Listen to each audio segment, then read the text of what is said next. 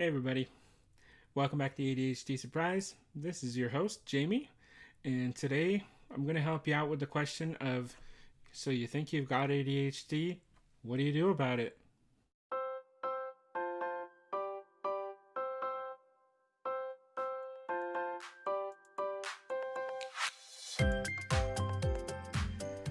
Hey everybody, so if you've been watching along here, maybe you've been doing some research online, maybe you've read some books, and you're convinced you've got ADHD.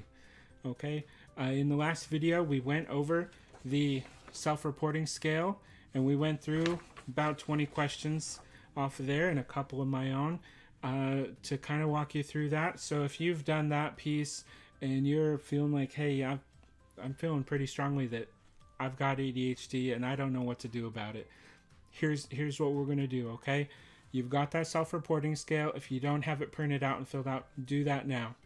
The next thing you're going to want to do is start to look up for your area. Now, I'm in the United States, and in my area, I was able to look up and go. You could go through your general practitioner, doctor, or you could go through a psychiatrist. And frankly, depending on the wait times, you might try to go both routes and see which one pans out first. In my case, I ended up seeing a psychiatrist. And so today I'm going to talk to you a little bit about the preparation for that visit. And one other side note just might be, insurance plays a big part in this. And so, or, what kind of care is available to you. So, sometimes you go through your insurance providers portal and then find providers there. Sometimes you can go on places like Psychology Today and search for providers that way and then see if they take your insurance. So you have a couple different ways to go about that. But as you're preparing for the visit, big things that they're going to want to look for.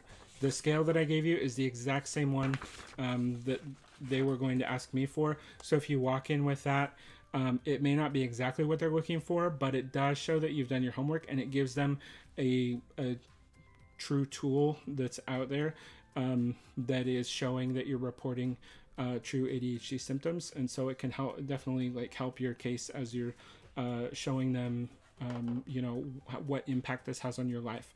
And that's the big thing that they're going to be looking for is what impacts does it have on you in your life, because if it doesn't have impact on your life, it's going to be tougher to diagnose, and also you won't meet the threshold for different treatments such as medication. So you've seen this book before. This is the journal that I started keeping shortly after my therapist first suggested that I had ADHD. And as I was preparing for that idea of, okay, I really do want to get an official diagnosis,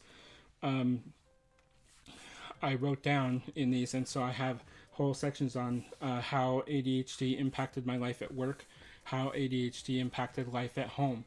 And you can see there's not a few things. There's a lot of different impacts that I was able to figure out.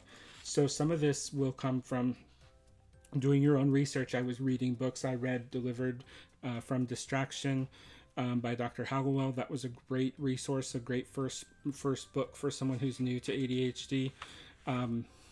And even just the very first chapter, he's got a one-shot chapter. If you can't read a whole book, he's got one chapter in it that will kind of get you started. So I wrote down all the things that I was struggling with at work, all the things I was struggling with at home. The other piece they want to look at is family history.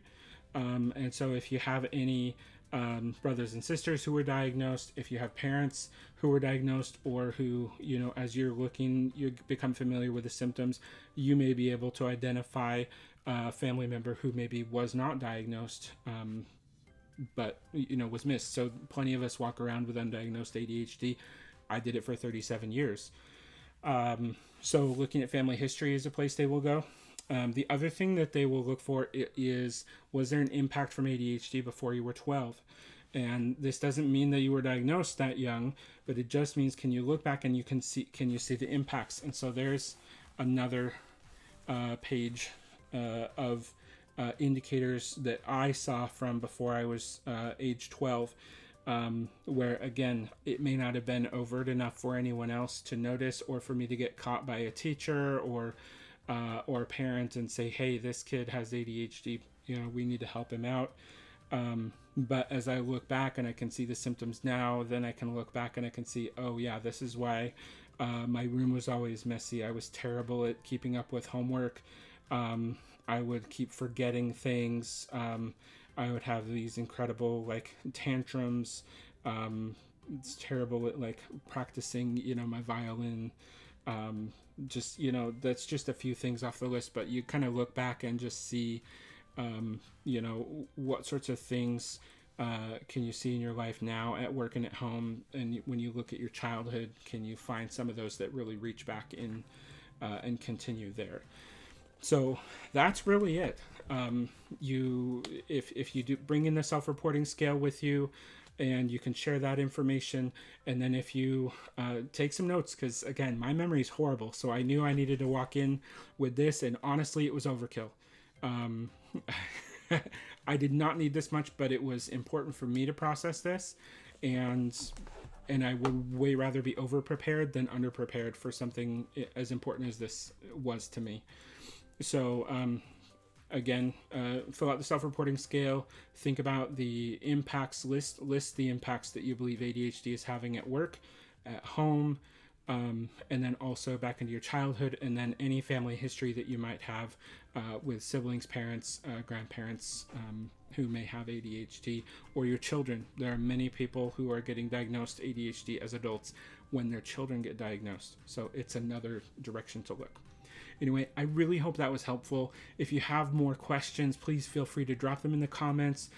Find me on Twitter or on my Discord. I'm happy to connect and share more information with you. I really hope this helps. If it does, please don't forget to subscribe to the channel. Click that like. Thank you so much, everybody, for tuning in. I hope to see you next time.